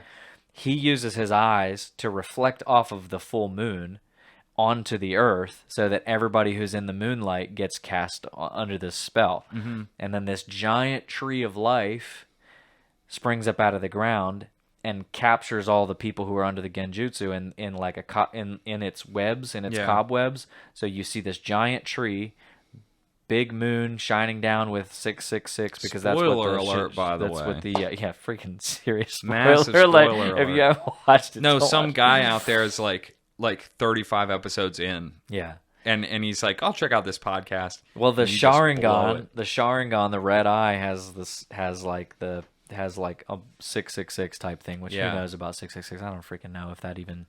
I know the Bible says it, but I don't know if it's actually like the way that it is. Anyway, so it's reflecting off the moon. Everybody gets cast into this thing, and then the tree is holding them in these like cocoons and stealing their life energy and like perpetuating itself, right? So freaking insane stuff. But the moon is like a thing. The moon is like a trope. Oh, 100%. And More a than cult I think trope. I think there's probably a better word. The moon is something. TBD, man.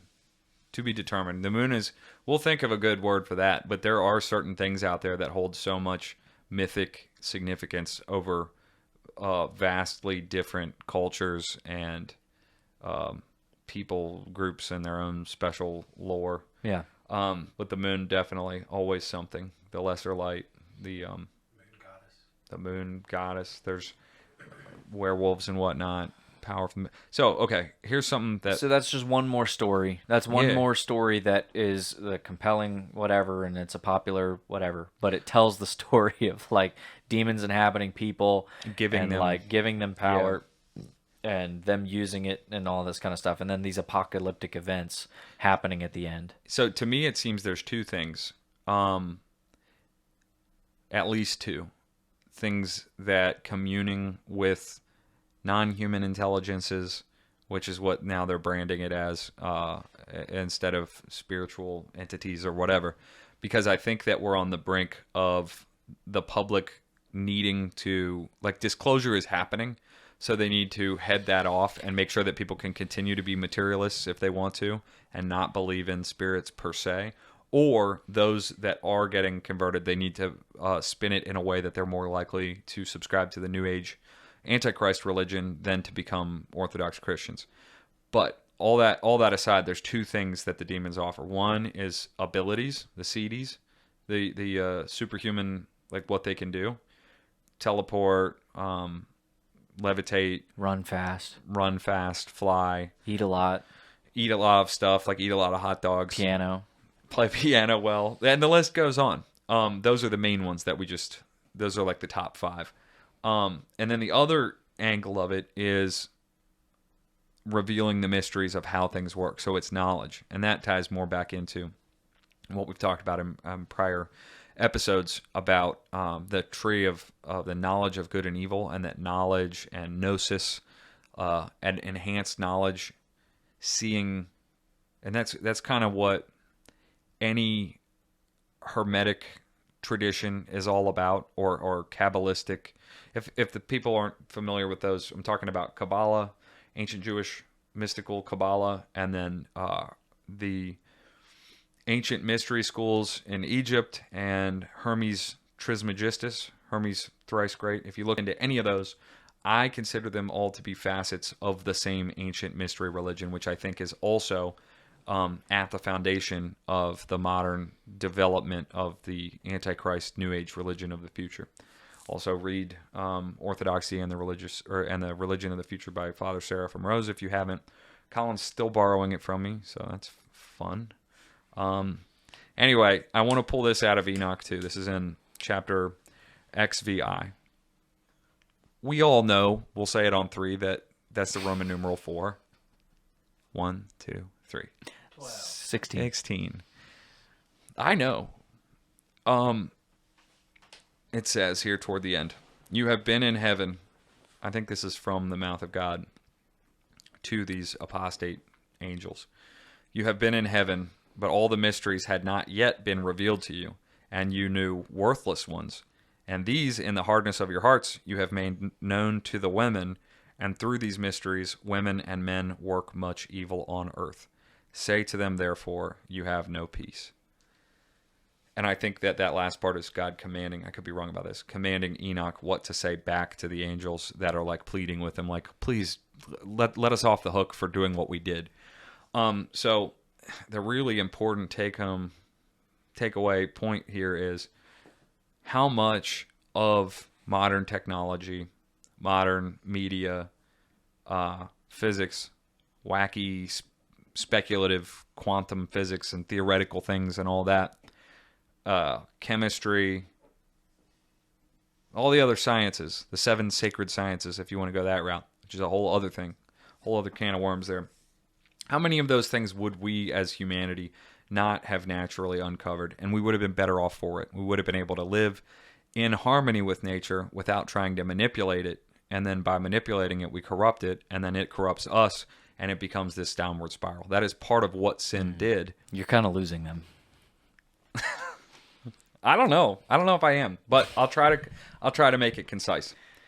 The fact is, the average person out there may be prone to believing that science, we're in a modern age of science where we don't need to think about spiritual things, or we don't need to be thinking about mythical beings and angels and demons. That's the dumb, low IQ way that the world existed before the Enlightenment, before the modern era. In reality, all of the roots of science and every type of science, physics, chemistry, psychology especially, all of those go back to alchemy. And alchemy was all about getting something. But so we if we're going to talk about the Book of Enoch, we have to talk about Enochian magic. We have to talk about Enochian, the language of the angels and stuff, and John Dee and Edward Kelly, and then the people that came after them. They might have been well-intentioned enough, except and super high IQ, but also foolish to think that this would be a good thing. And believe it or not, they did it all to trigger the eschaton. They believed in that Protestant conception of just like, well, maybe we can do our part to trigger the end times and the return of Christ, and that'll be a good thing. So we're doing our part to assist, but it was all misguided and with a faulty foundation. And then you get the bad actors who are doing the same thing. Fast forward to 1947 or 48, and you have Jack Parsons and Aleister Crowley and L. Ron Hubbard and the like, and they also want to do the thing. They want to be part of this big end times drama, and the Whore of Babylon being manifest, and the Antichrist being incarnate, and all these other crazy things. But the whole point I'm making, Jack Parsons, brilliant literal rocket scientist. John Dee, alchemist, but it's all about making little potions or coming up with a system to, ascertain the linguistics of an ancient, super ancient, ultra ancient, angelic language so that he can interface with them, and then magic. So really, there's way more in common than we think between science and magic. Now, how does this pertain to the media stuff?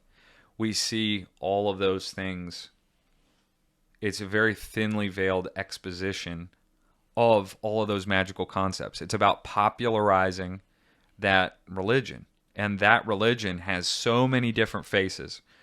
To quote St. Paisios, or paraphrase him at least, he said that there are 2 great powers in this world, God and the devil. Whose side are you on? And people don't like to talk that way a lot of the time because they think it makes it sound like God and the devil are opposite sides of the same coin or that they're equal in opposite powers. That's not what I'm saying, and that's not what the elder Paisios was saying. But he is saying, essentially, if there are power structures in spiritual realms, there is God's way and his orderly hierarchy, which includes angels and which also includes the saints. And it has its own rules that comport with the natural universe that God made. And then there's everything else. And everything else is always about manipulating things, and it's always about the self and becoming a god through the knowledge and intimate participation with these worthless mysteries that are alluded to in the Book of Enoch. So pay attention. That's all I'm saying. You look at, we have some that we jotted down here: Space Jam, The Wizard of Oz. You already brought up Naruto. We can get into Zelda a little bit.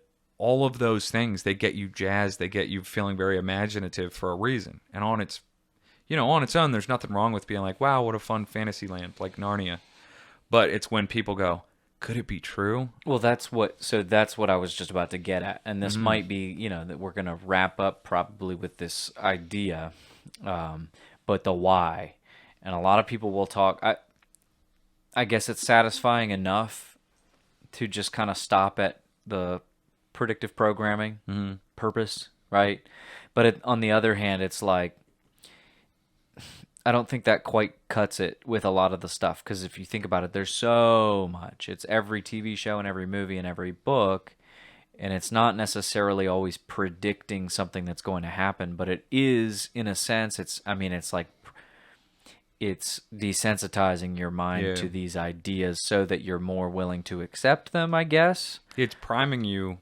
It's really framing. Do you it's about think that framing. there's going to be a... Do you think that in the same... Okay. So either there could be like one major decision in the future upcoming, right? And it's coming our way, coming down the pike, and everything of the last 100 years or so has been priming people for accepting that thing. Like the Mark of the Beast or Neuralink or something like that. Okay. Or on the other hand, this maybe is a little bit more appropriate but harder to wrap your head around, is in the same way, in like manner, but conversely, in like manner to the what we talk about divine liturgy and special, special events and stuff like that at church, or feast days and things like that, is you're on a cosmic level, you're participating in them in real time, in eternity. So you are Sunday after Sunday after Sunday going to and being a participant in the wedding feast, and also in his death, burial, resurrection, crucifixion. And it's like you're being a playing part in that. It's not you're just reminiscing about it. It's not that you're just telling the story over and over. It's you're being a part of the story. In the same way, is it instead of one big decision of I will get the stamp on my forehead, you're making these little concessions and reenacting or daily enacting, or with your beliefs or with your heart, if you don't guard your heart hard enough or something like that, these stories seep into your deepest soul and have you participating in this cosmic eternal thing. You know what I mean? Yeah, I don't think you're asking, does the tacit participation in these things that we shouldn't be participating in a perfect world equate to taking the mark? It's not if you're asking if they're the same. Okay. Yeah. But so I think that's the critical difference. So it's a yes. It is not in our best interest to blindly think that all media and all culture are just neutral and that it's the spirit of the age, but not in a kooky way. It's just what people are into right now. They're into Harry Potter. They're into Naruto. They're into Star Wars dualism and the light and dark side of the Force. They're into... okay, so we didn't bring up The Wizard of Oz, and we can save that for another episode. But basically, it is this roadmap for what's called theosophy, which is, again, one of those facets of this Antichrist religion, but in the pretty modern, not too long ago, present. So, if you love the movie The Wizard of Oz and you have your little 5-year-old daughter's birthday party and she wants to dress up as Dorothy, and you guys love that and you watch it every year and you think about it and stuff like that. Or if plug anything else in there, if The Wizard of Oz is or isn't your thing. Through the Looking Glass, Alice in Wonderland, anything that has an occult angle to it, if you participate in it, you may inadvertently be becoming more suggestible or malleable, so that down the road you're an easier catch. If someone wants you to get involved in a more something more detrimental, sinister. Yeah. So that's the way I see it. Is yes, we should be watchful. We should not be content to say, "Oh, that's probably just a bunch of woo-woo," or this guy's schizo-brained right now. Like, Harry Potter's not real witches and wizards, but then you watch it, they're making potions to control other people's wills and stuff. And it's the same thing with like Pokemon or whatever. Like, well, it's not really like moms. The things that Christian moms are against usually, it's like you can. I think that there's an argument on either side or whatever. But I struggle to find the line of like how far is too far, or like should we like. I don't know, man. It's just difficult. Like, where do you I'm throw at your right TV out? Yeah. Or do you watch them for entertainment purposes and always keep your eyes open and always explain it to yourself and to your kids or whatever? Like, I think there's value to that, because then it can give them even a honed sense of looking for where, because it's not like you can shelter them from the whole world. And if you shelter them throughout their childhood, then they will grow up and they will leave the house and they will get it. And then they won't be trained to like look at it with critical eyes or whatever. So, but that being said, it's not like, on the other hand, you don't just leave them to the wolves now and for the sake of giving them. I don't know. It's always been a question of like, what's the problem in, even if so like Disney movies. Makes a lot of sense that seeing the themes of rejecting your stupid parents' traditions for the sake of following your heart. If you see that story play out over and over and over and over again, and have the songs stuck in your brain that you're constantly singing the songs about, I just want to find my way. My parents are gay, right? Yeah. Then that was Pocahontas. I think so. Yeah. Right. So Pocahontas, perfect freaking example. Minute 1 of the movie, this fine woman, female, is being told some very like sage freaking advice from her wise father. And she goes off and goes in a boat and says, no, I don't want to do that. Am I meant for something more? My heart tells me I should be following a different path, but I don't know what it is. So then who does she go to? Her freaking old witch of a magic willow tree witch woman matriarch. Like, I'm going to go talk to my woman friends who are going to tell me to not have kids or something. And so that lady says, oh, yes, you just need to follow your heart. Your father, he is retarded. Your father, he's very skilled. Yes, the son is very skilled. The son is very skilled. Yeah. Yeah. So she tells her to follow her heart, and she does, and she gets Okonkwo killed. Yeah. She literally gets freaking Padme killed. Her father's instincts were like, there's nothing good can come from these white men, like. And she could have just played her part and supported her man, Kiba, or whatever his name is. And, like, if they were all obliterated, then she at least would have been, like, loyal. If they were all obliterated on peyote on her or deathbed, be able to, like, sleep at night.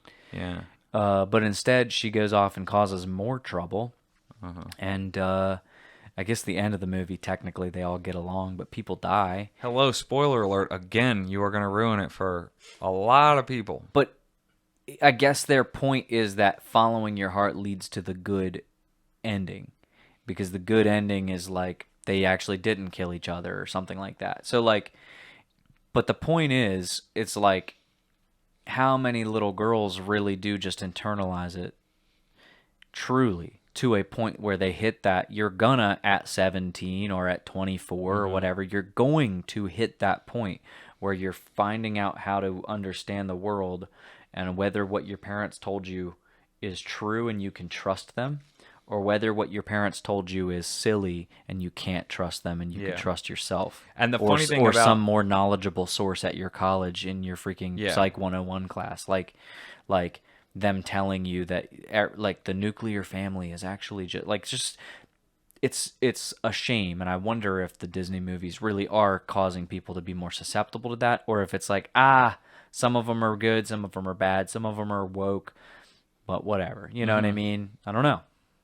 Yeah, I think it's more nefarious. The follow your heart stuff is more nefarious than like potions and magic and stuff. But I don't want to like downplay the bad. But at least I just watched the Harry Potter movies for the first time ever, and I didn't feel like I don't have the worldview that if you let something play on your television screen that involves a wand, then you are opening a portal for demons to come in. I don't see it that way. I think that's super weirdly superstitious. However, if I was a person who just had no foundation whatsoever, philosophically, spiritually, I could look and be like, well, I have heard of actual witches, and this seems like a lot of fun. Mm-hmm. And then you look into it, and you're like, wait, I can tinker with little things in nature, and then you can, what's crazy is they can make it scientific. They can always slap a scientific thing on it, so you can somehow simultaneously interface with spirits, and then still be thinking that you're doing something that doesn't prove or disprove like the existence of God or anything. It's wild how effective it is. But the point is, when I watch it, I'm like, yeah, I don't think I'm good. I can mostly identify and say, just like we're talking about, I identify that this can be an influence on impressionable people, and I don't think I lose anything from it. But if you watch enough stuff, especially as a child, about following your heart, it always presupposes that your heart is this neutral thing, that your true will, this is where it gets like Crowley and Aleister Crowley type stuff. The whole presupposition is it exists there and it is a fountain of truth. That if you follow it, you can't go wrong because your heart is this pure thing. Yeah, your heart will lead and you. it will guide you. And like your heart's separate from yourself. Yeah, the whole concept of Satanism is to discover your own true will and to get rid of the fetters of mostly Christianity and the like sexual restrictiveness of it. He was obsessed, and so was Jack Parsons, with getting rid of people telling him what to do, because if he could just get free from it, if society and the Christian patriarchy hadn't put these things on me, then I would be free and my will would have allowed me to live a happy life. And so it misdiagnoses the problem, the enemy, and says, oh, if only we could just be free to act out our wills, then we'd all be in harmony, because it would just be... There's a song, so I keep talking about that band Cursive, not on the air, but when I'm talking to you. There's a song called From the Hips, and it is a banger of a song, but I fundamentally, I'm diametrically opposed to the philosophy. Because it says there's no rules, and you're wondering if there are rules? It basically says that there aren't any rules. No, it says we were better off as animals, and I wish we'd never talked, and I wish we just did everything from the hips, which is like a play on words from shooting from the hip, but also it's like, just acting out your animal impulses and stuff. Mm-hmm. And the song gets wacky wild, and it's a cool sounding song. But when you hear it, you're like, yeah, this guy really means this. I don't blame him for having that thought, because he's not a Christian. He doesn't understand that the will of man itself has been corrupted and is now subject to spirits that want to take advantage of our own ability to self-delude and to worship ourselves and to worship our own pleasure and make our gods our stomach. And then the spirits come alongside and help you walk that path of your own will.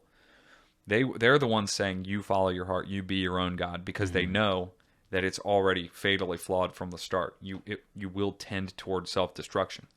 And ironically, the oppressive Christian, whatever, it's only Christ saying, no, please let me set you free. Please let me save you from your own stomach. And it's going to hurt, but it's going to be worth it.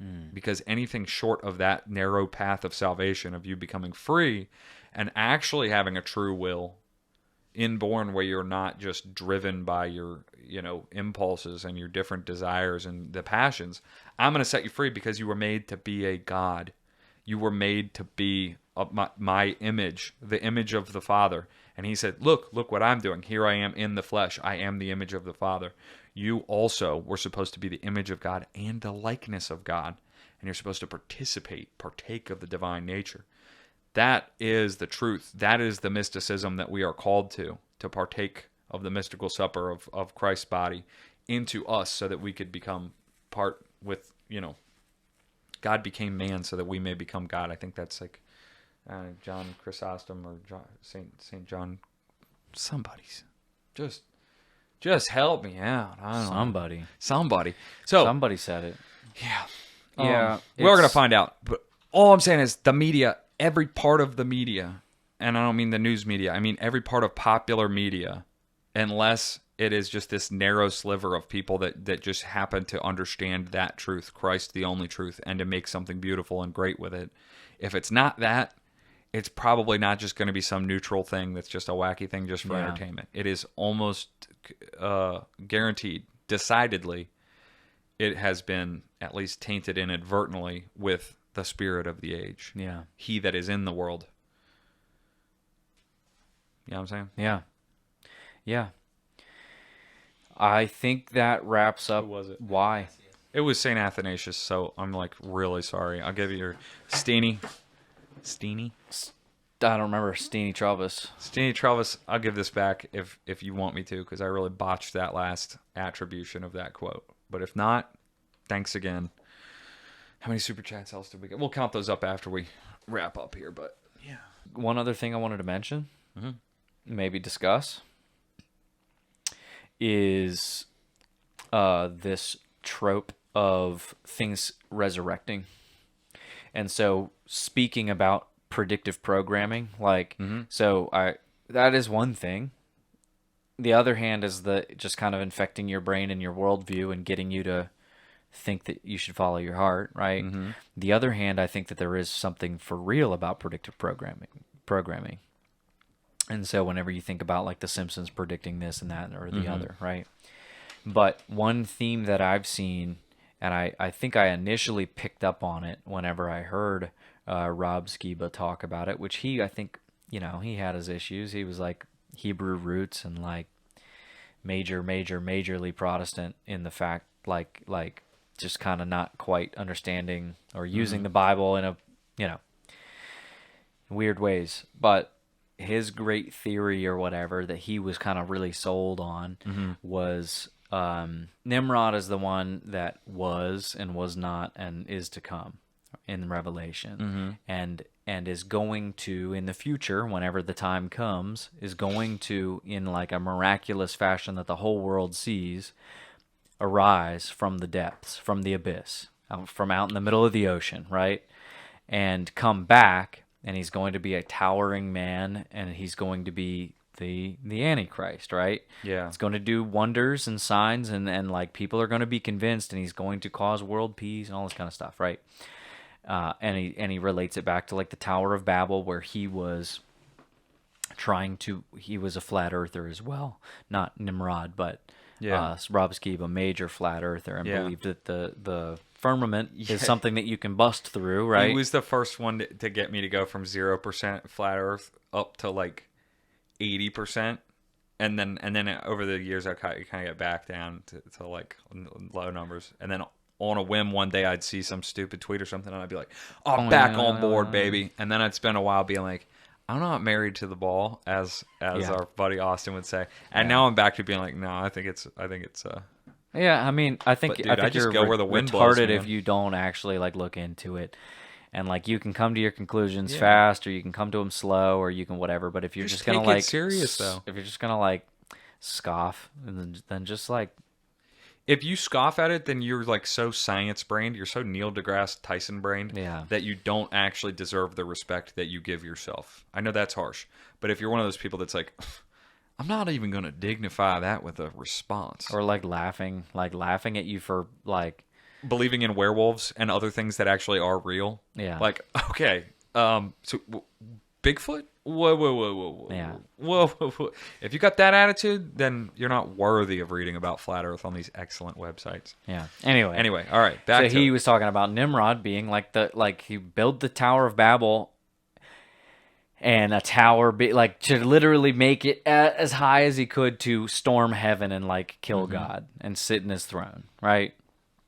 And that is the That's what he wanted to do, and he's going to come back and try to do it, yada, yada, yada. Yeah.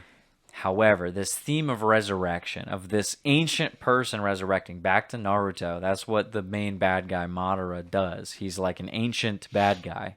And yet, he was resurrected to like fulfill the like he had the plan all the way from the beginning and set things in motion so that centuries into the future somebody would come and stumble upon this, that, and the other and like wake him back up. And like that was a plan that he set forth, and when he gets woken up he knows that it's time because of the like crazy stuff, right? Yeah. Same thing with Zelda. I was gonna say. So you can go into the occult references all throughout the entire series, but mainly these last two games, Breath of the Wild and Tears of the Kingdom. I'm not going to get too far into it. We're going to keep it super concise here. But just look at the technology used in either of those games, in both of those games. Breath of the Wild, the earliest one, it came out in like with the Switch, the Wii Switch, in like 2016 or 17 or whatever. He uses a tablet, the Sheikah Slate, right? And it's his thing that he interacts with the world, right? And it's like a phone. It's like a big phone or an iPad or something like that, really. or a Switch. And he uses it to like make these techno bombs and throw them and like use them as a map and like zoom in and all this kind of stuff, right? Yeah. It's a piece of technology apart from him that he uses as a tool, as a force multiplier to enhance everything that he does, right? Tears of the Kingdom, next iteration, comes out this past year. He no longer has a Sheikah Slate. His arm is the piece of technology. He's fused with the thing, right? So his arm is now the thing that like does the hand and all of the technology and all that kind of stuff. And he's like diving through buildings and like going and like flying through all of the things. But it's a part of his body. It's like this transhumanist agenda, or like it's kind of like speaking to that. But then the other thing is that, what's his name? Gandalf. I was gonna say Gandalf. Gandalf in whatever game, Twilight Princess or something like that, dies and gets sealed forever with like a sword or whatever. Fast forward to Tears of the Kingdom, and this whole game is about him like being in this ancient crypt, right? And Zelda, and they're walking through with their torches, and they find Ganondorf's body like frozen in stasis, but he's like a skeleton. Dude, just keep rolling. When my camera's black, so I'll take this opportunity to say, since people can't hear me, I can say I thought Zelda was just like about being like a cool, like just twink. Zelda's, I mean, not Zelda. Link is a Link the twink. rhymes. Hello. Don't you ever say that again in front of me. All right, we won't run that part. Or all right, will so we? technical difficulties, that's fine. They can handle it. They're big boys. You want me to get in that one? Yeah, come over here. I think there's some room. I'm just kidding. Your mic works fine. Sit there. Jeez. Technical difficulties. The camera died, so we had to switch to a wide shot. I'm not going to go through the whole rigmarole, but seriously, what were we talking about? Gandalf? You were talking about Ganondorf. Zelda. So the other thing that just strikes me, it's worth mentioning, is it seems like maybe all of these stories are very eerily similar, and it could possibly be some like predictive programming or whatever. But Ganondorf in that last game, so we already talked about the transhuman thing. It starts out with the tablet, but then it's his arm, and that's the piece of technology. It's a part of his body. But then you get this Ganondorf character, and he's like, at the beginning of the newest game, they're going down in the ancient crypts and like going with their torches and reading like the stories on the walls, the hieroglyphs and stuff like that. Right. And they're seeing the ancient history of like their land, right? But then they stumble upon this tomb chamber, and it's Ganondorf skeleton like trapped in stasis with like a curse seal on him. And what happens other than that he wakes up and then becomes like the main bad guy of the game. Yeah. But that plus Madara and Naruto plus like 100 other etc. 100, the list goes on, right? Plus 100 other things where there's this theme of some ancient bad evil being sealed. Centuries or thousands of years go by, and then it's woken back up, and then we have to deal with it. And then boom, you get the things that are sealed in the abyss, right? Chained in the abyss. they come back for a time, don't they? Do they so not? we're talking about Disney's Hercules, the Titans. We're talking about the Titans in Disney's Hercules Unchained. coming back. They're unchained. Hades. Yep. Hades unchains them, and they come out and wreak havoc on the earth. And what does he have to do? I don't know. He says he makes a deal with Hercules and says, "Don't use your power for the next 24 hours." Yeah. Right? Which really Hercules does stand in for Christ there, except for when Christ was tempted to give up his majesty. When he was tempted, he defied that and didn't actually. Yeah, Hercules fell short there. So we'll it's not perfect. Score another one for Christ and but 0 the point for being, Hercules. this story of More ancient like things, Hercules. Well, listen, things coming, resurrecting to be an apocalyptic end times thing. I cannot believe we haven't talked about this, and maybe we table this or just let people look into it, and then we come back. We'll see what the comments, we'll see what the feedback's like. But the one thing we haven't touched on that really brings it home, 2005 or 2003, when we invaded Iraq, and the tomb of Gilgamesh. Yes, was that's what I'm talking about. But I'm saying that's real life. A lot of people don't know that happened. That American military forces went and looted what was supposed to be the tomb of, I guess, Gilgamesh. I thought a lot of people said he's not real, or the jury's out on that. But either way, look into that. Do your own research, and tell me that there's not. And this is what he was talking about. Maybe that's I think he drew that connection and said that maybe that's Nimrod, because it was like a giant. It was a giant skeleton. Yeah. Or there's other giant skeletons that they said were the tomb of Gilgamesh. I'm going to go ahead and dedicate this to Rob and his family, though, because he sadly passed away a couple of years ago during the COVID stuff, and really we wouldn't be where we are in terms of going down that long and twisting rabbit hole if it weren't for his initial total schizo, like several hours long videos about Nephilim, and about the Book of Enoch, about Jubilees, about Joshua, and he really uncovered a lot there. So, there's a lot of people that we should definitely pay homage to, but he's one of them, and he's at the top of the list. So, but yeah, you know where I first saw him? Freeman Fly. Freeman Fly's another one, man. The Freeman TV. Mm. The Free Zone. Yeah, you're in the Free Zone. Who dated and did Jamie. lots and lots of shows with Jamie. Yeah. Hendershaw, whatever her name is. Hanshaw. Jamie Hanshaw, another shout out. She made some dude, when you went and saw Jay and Jamie in blew my Tennessee. mind. Well, you brought back those magazine things that, what's it called? Weird Culture. stuff. Culture Creation or something. I think it's called Weird Stuff. Yeah, you're right. Yeah, so her little magazine type of things. I kind of blew through one of those. Holy cow. She knows her stuff. It always goes back to, if we had our whiteboard right here and we took a long time and we did a time lapse, I'm pretty sure we could draw that complex net between that connects MK Ultra and Nephilim and John D and Aleister Crowley and Nimrod / Gilgamesh, Greek mythology,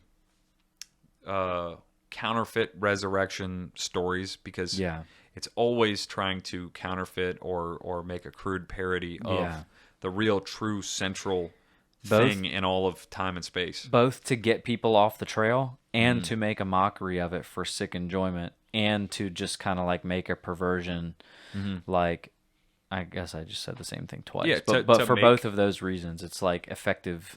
To give the midwits another, kids that watched Zeitgeist in 2009 or whenever it came out, they're like, Christ is really just one of many of these, born of a virgin, born on the December 25th, and then a bunch of made-up lies that aren't even true about these other deities or whatever. David Icke used to say stuff like that. He's a gentleman. He was cool. Yeah, he's okay. So I had this conversation He's with cool, John but about he's just, I don't know.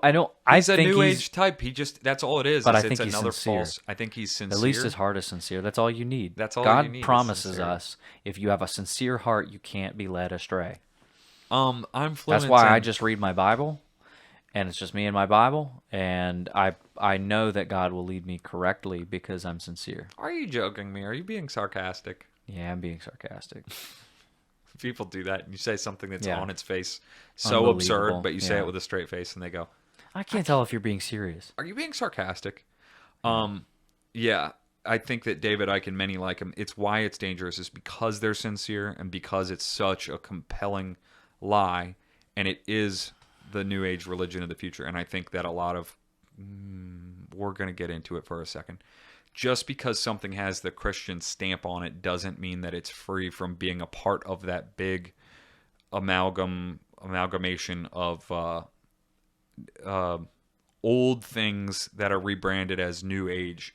So it always goes back to Hermeticism. It always goes back to Kabbalah. It always goes back to the worship of knowledge of good and evil. It always goes back to those things. And basically, there are certain elements of the charismatic movement that are a very thinly veiled version of David Icke, Christ consciousness, New Age. Yeah. The truth is in you. We all have a little Slim Shady inside of us. Yeah. We're all Neo. Mm-hmm. I am Spartacus. Yeah. No, I am Spartacus. Never even saw that movie. Who cares? Probably dumb, right? Yeah. You mean This Is Sparta? That's... Oh, that's a meme. But yeah, I don't... you know about David Icke lives on the Isle of Wight? No, I don't know about the Isle of Wight. The Isle of Wight is a little island off the coast of like southern Britain or something like that. England, Britain. I'd like to know about it. And my wife's family lives there. Oh, that's pretty cool. Isn't that cool? It's really it's really small. I think it's like 20 miles apart from end to end. Yeah. And he lives there. And there's like some I think there's some like uncanny Stonehenge type stuff activity, and there's lots of fossils there too. People find fossils there all the time. Yeah, well, that's cool. I'm gonna go there one day, and I'm gonna search. There's probably only 100 people that live there or something like that. Maybe, I don't know. Yeah, but I'm gonna knock door to door until I find David Icke's house. Yeah, and he'll be like, "Hey, bro, it's 6 a.m. and you haven't even brought £5 to give me as a tip for me opening the door.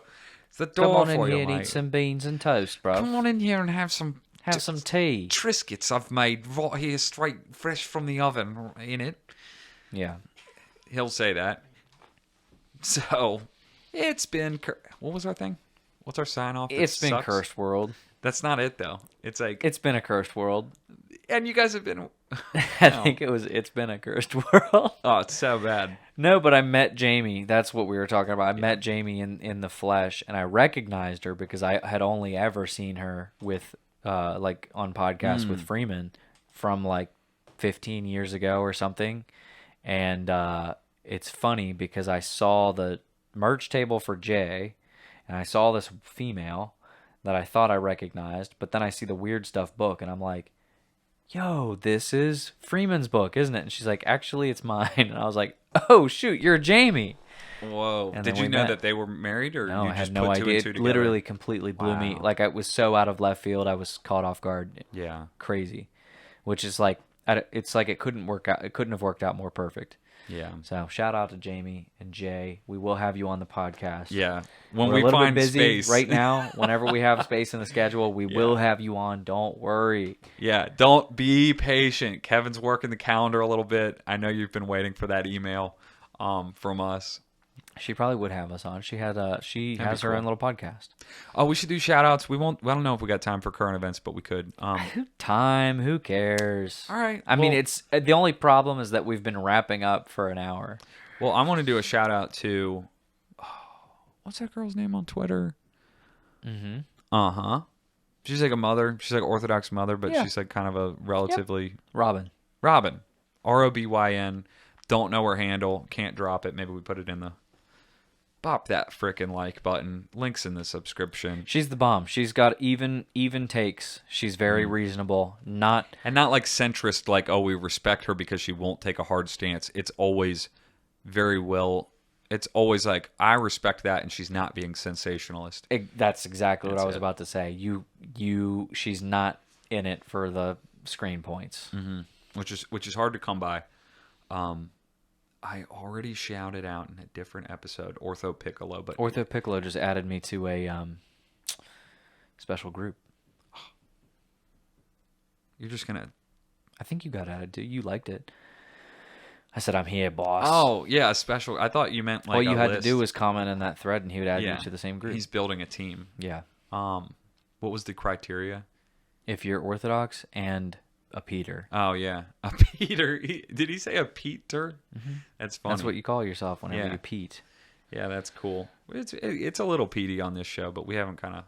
Yeah, we're just breaking into it. Yeah. I think that's it. I think it's been a cursed world. That's it. It's been a cursed world. Yeah. Perhaps the worst send-off that... well... Maybe we'll replace it. It's been a cursed world, folks. It's Williamsburg. It's been a cursed world. I winked. Yeah, no, I winked at the camera. Is that bad?